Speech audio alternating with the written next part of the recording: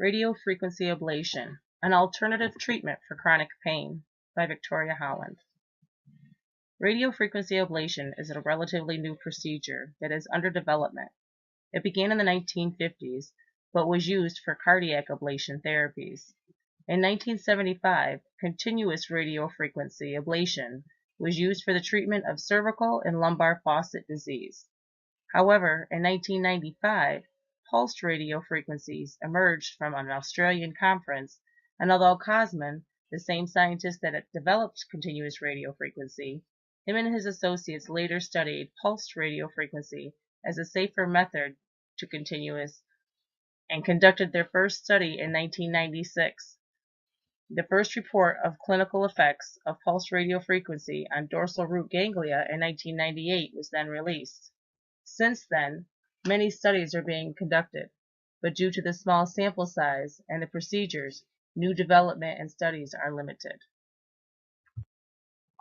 So what is radiofrequency? Radiofrequency is low energy, high frequency, alternating or continuous current. When it is applied to biological tissue, it causes molecules within the tissue to oscillate, thus causing friction between the molecules and heat. If the current is applied for a sufficient amount of time, enough heat will generate to cause coagulation or a thermal lesion within the target tissues. The two types of radiofrequency is continuous and pulse. Continuous is an alternating current in frequency range of 100 to 500 kHz applied alongside the target nerve.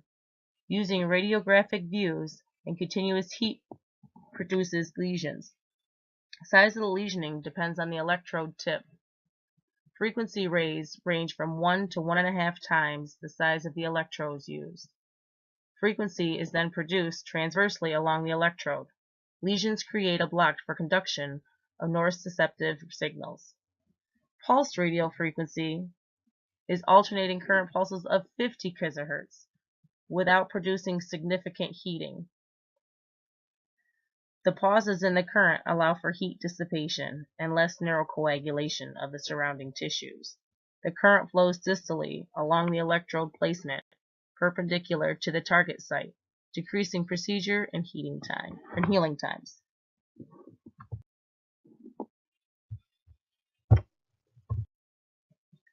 When comparing the two, you can see the differences in application of the current.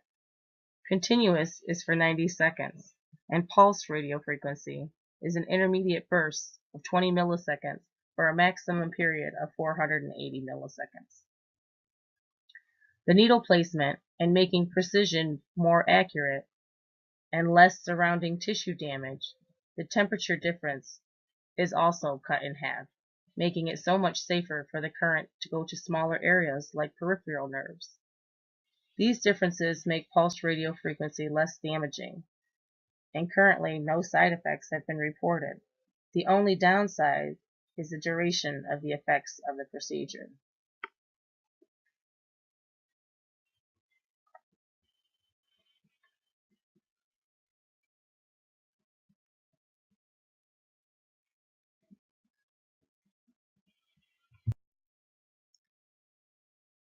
This procedure is done under sterile technique and with use of fluoroscopy for the needle placement.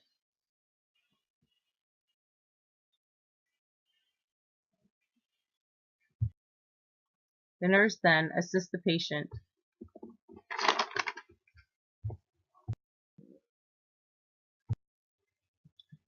will then assist the patient into a prone position, apply ground pads, place an IV if indicated, or some medications for the anxiety if needed or prescribed.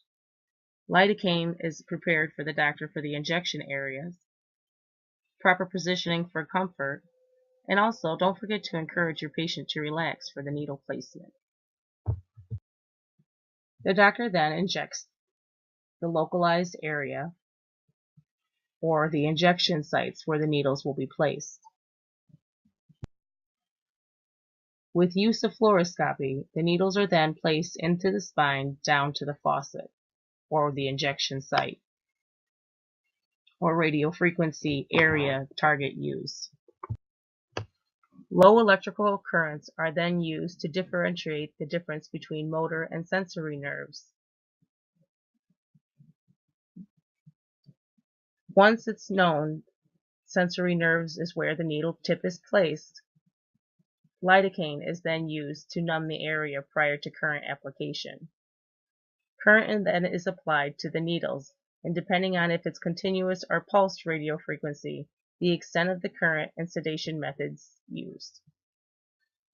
After the procedure, the nurse is to cleanse the area, and vital signs are to be monitored from 20 to 30 minutes post-procedure, depending if the patient has used conscious sedation on how long the patient should be monitored for.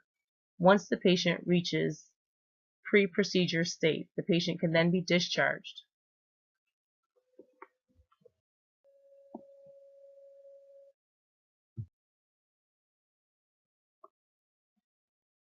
There are minimal contraindications for this procedure, like a failed diagnostic trial block injections. This is where the doctor brings you into the office when you go in to complain about pain, and he considers this procedure. A trial block injection consists of getting a cortisone or a steroid type shot injection to the localized area. If this block works, even for a short period of time, you then are actually qualified for the procedure. If the block does not work at all, this procedure is not a consideration. Other contraindications are actively taking blood thinners, having an active infection, uncontrolled diabetes or heart disease, or clotting disorders. The side effects that are listed for this procedure are numbness to the injection site and area, infection or bruising at the injection site, damaged tissue, nerves, or blood vessels, but with the precision of the procedure is highly unlikely, and the use of fluoroscopy for needle placement as well. For the conclusion, could narcotics for pain management be a thing of the past? Future studies are being conducted in the United States and in India, but at this stage of the development, there is not enough evidence to be conclusive.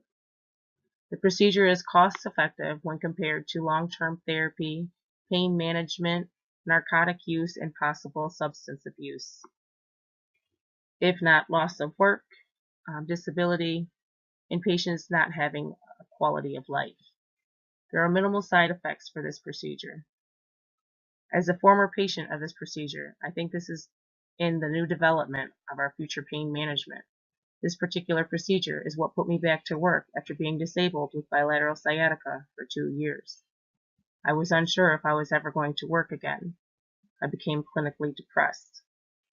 This procedure took my pain away after a doctor had told me that I was faking it for almost 2 years. I went and received a second opinion and luckily found a wonderful doctor who provided this procedure and does not prescribe narcotics. This procedure in particular is why I have a life now today. I hope you enjoyed my presentation. Thank you.